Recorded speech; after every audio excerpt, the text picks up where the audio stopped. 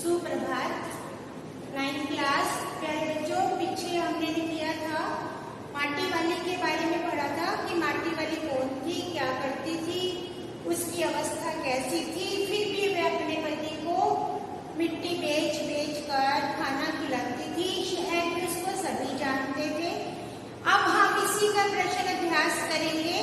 तो इसके जो थोड़े जितने भी प्रश्न है, 7-8 प्रश्न है, तो अभी प्रश्न अभ्यास में माटी वाली को सब लोग क्यों पहचानते थे, क्या कारण था कि वह घर घर में मिट्टी पहुंचाती थी, और तो क्या उसके जो शहर के लोग थे उसके कनस्तर को भी पहचानते थे, कनस्तर जो मिट्टी भरने वाला। इसी में अगला प्रश्न है, भूख मीठी या भोजन मीठा।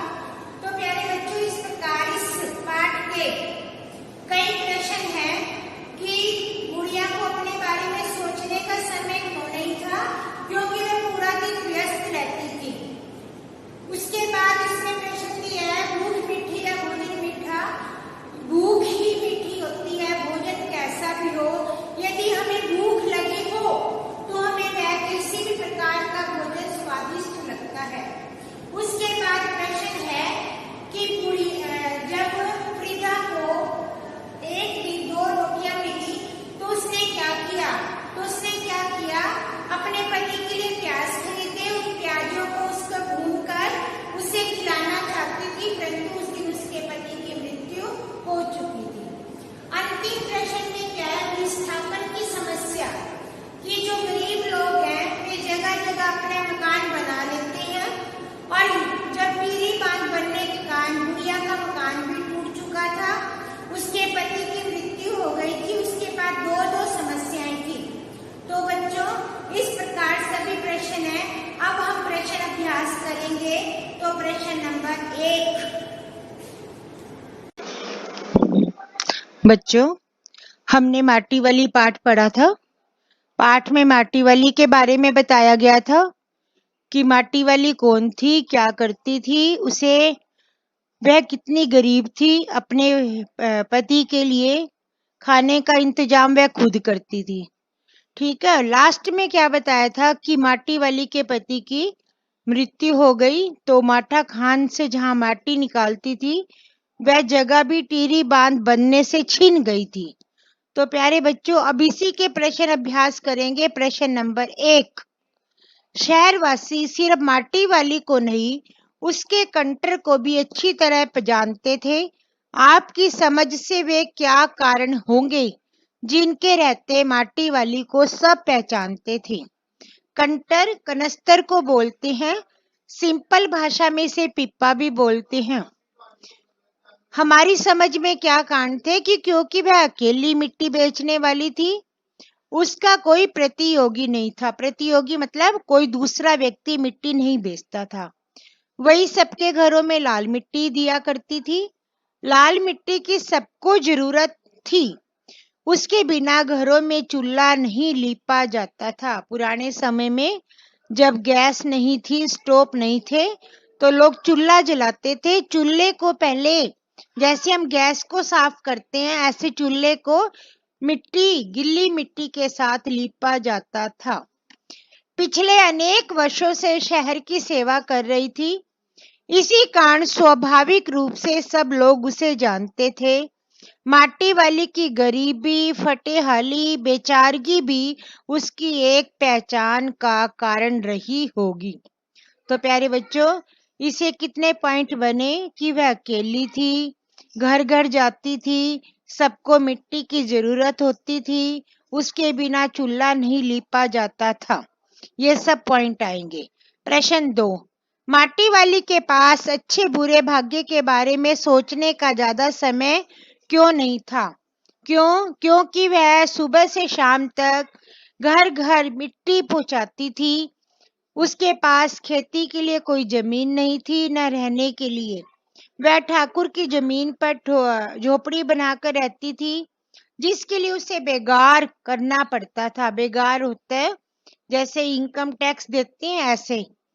वह सवेरे माटा खान के लिए निकलती, माटी खोदती, टीरी के घरों में पहुंचाती, और झोपड़ी में शाम तक वापस आती थी और जो दिन रोटी खाकर सो जाती थी। इसीलिए उसके पास अच्छे बुरे भाग्य के बारे में सोचने का समय नहीं था। आया समझ कि जब समय नहीं होगा तो अपने बारे में क्या सोचेगा इंसान। ठीक है।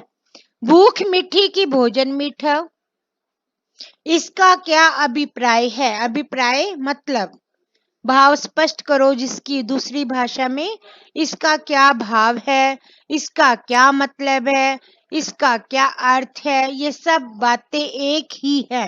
प्रश्न को कैसे भी बना लो उसका उत्तर एक ही जाएगा।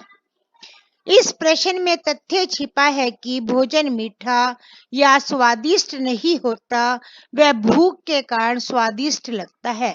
इसलिए चाहे सूखी रोटी हो, साग के साथ, चाय के साथ, वह भूख के कारण मीठी प्रतीत होती है।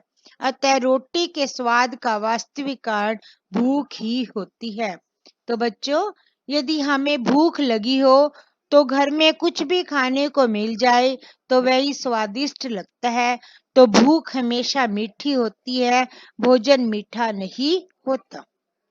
प्रश्न नंबर 4, पुरखों की गाढ़ी कमाई से हासिल की गई चीजों को हराम के भाव से बेचने का मेरा मन गवाही नहीं देता। मालकिन के इस कथन के आलोक में विरासत के बारे में अपने विचार व्यक्त कीजिए। विरासत होता है अपने पूर्वजों की चीजें।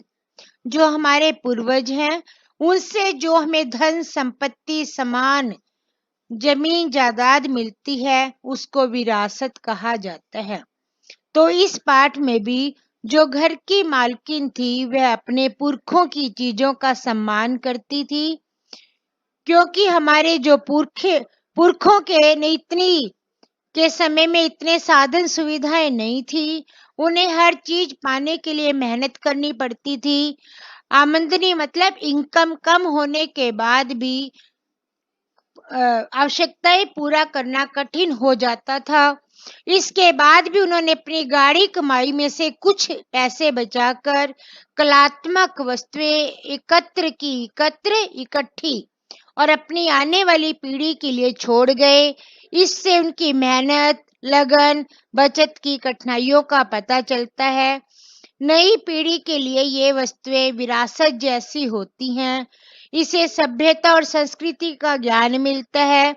ये वस्तुएं हमारे पूर्वजों की रुचियों और आर्थिक सामाजिक स्थिति का परिचय कराती हैं। ये आने वाली पीढ़ियों का दायित्व है।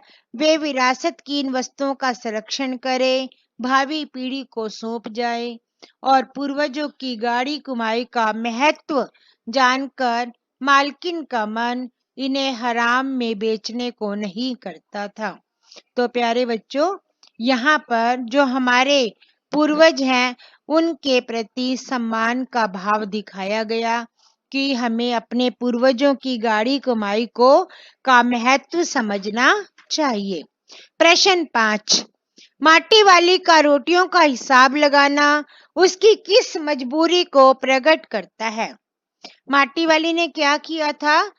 जब माटी वाली को किसी घर से रोटियां मिली थी तो उसने रोटियों को गिना और अपना हिसाब लगाया कि आज वह क्या करेगी। माटी वाली का रोटियों का हिसाब लगाना बताता है कि वह बहुत गरीब है। उसके पास पेट भरने के लिए पर्याप्त साधन नहीं है। वह रोज कमाती है और रोज खाती है। इससे उसे केवल अपना नहीं, अपने बूढ़े पति का भी पेट भरना होता है। इसलिए उसे रोटियों का बराबर हिसाब रखना पड़ता है। तो उसकी लाचारी को भी प्रकट कर रहा है और गरीबी को भी। प्रश्न नंबर 6, आज माटी वाली बूढ़े को कोरी रोटियां नहीं देगी। इस कथन के आधार पर माटी वाली के हृदय के भावों को अपने शब्दों में लिखे। इसमें माटी वाली को जब किसी घर से रोटियां मिली थी तो उसने सोचा कि आज जो पैसे कमाएगी उससे प्याज खरीदेगी और प्याज भून तल कर अपने पति को रोटियों के साथ देगी, जिससे वह खुश हो जाएगा। और वह अनुमान कल्पना कर रही थी, परंतु हुआ क्या था कि उस दिन उसके पति की मृत्यु हो गई थी। अब इसका उत्तर सुनेंगे। माटी वाली टेरी शहर के घरों में माटी देकर अपनी रोजी रोटी चलाती थी। यही उसकी आजीविका एकमात्र साधन है। ऐसे एक घर में माटी देने पर घर की मालकिन ने उसे 2 रोटियां दी। उसे एक अन्य घर में भी 2 रोटियां मिली। इसने एक खाकर बाकी रोटियां बचा ली ताकि वह अशक्त और बीमार बूढ़े को दे सके। आज माटी बेचने से हुई आय से वह एक प्याज खरीदेगी और उसकी सब्जी बनाना चाहती है ताकि बूढ़े को सूखी रोटियां न खानी पड़े। इससे बूढ़ा खुश हो जाएगा। इस कल्पना से वह माटी वाली खुश है, क्योंकि रोटियों के साथ सब्जी देखकर बूढ़ा प्रसन्न हो जाएगा। उसकी प्रसन्नता का अनुमान लगाकर वह भी खुश हो रही है। कोई भी प्रश्न मुश्किल नहीं है बच्चों, सभी प्रश्न आसान है। इन प्रश्नों को आप अपनी भाषा में भी लिख सकते हो। आप इसमें आपने कहानी पढ़ी है तो आप अपने आप भी इन प्रश्नों को बना बना के लिख सकते हो। प्रश्न का अर्थ समझ आना चाहिए कि इस प्रश्न का मतलब था कि आज जब उसे किसी घर से रोटियां मिली तो उसने प्याज खरीदकर अपने पति को देना चाहती थी और इससे माटी वाली की प्रसन्नता के भावों को व्यक्त किया गया है। प्रश्न 7, आम गरीब आदमी का शमशान नहीं उजड़ना चाहिए। इस कथन का आशय स्पष्ट करें। शमशान का क्या मतलब है? रहने का ठिकाना। एक शमशान होता है जहां पर मुर्दा इंसान को जलाया जाता है, और यहाँ गरीब आदमी का शमशान का मतलब है रहने का ठिकाना। इस कथन का आशय है गरीब आदमी के रहने का ठिकाना नहीं छीनना चाहिए। गरीब आदमी अपने स्थान से उजड़कर दूसरे स्थान पर बसने में समर्थ नहीं होता, इसलिए मूल स्थान से उखड़ गया तो मिट्टी खराब हो जाती है। मिट्टी खराब होना, मिट्टी धरती की मिट्टी नहीं, इंसान का जीवन खराब होना। वह मारा मारा फिरता है, इसलिए उसे अपने निवास स्थान पर अंतिम सांस लेने का अधिकार होना चाहिए।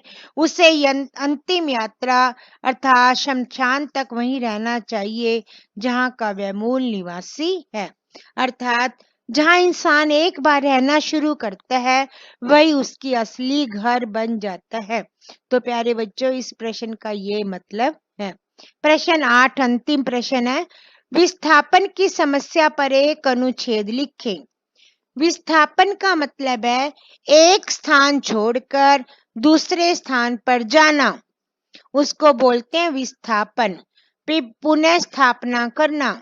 समस्या क्या है? गरीब लोग जब एक स्थान से दूसरे स्थान पर जाते हैं तो उन्हें रहने के लिए स्थान नहीं मिलता। इसी समस्या को बताया गया।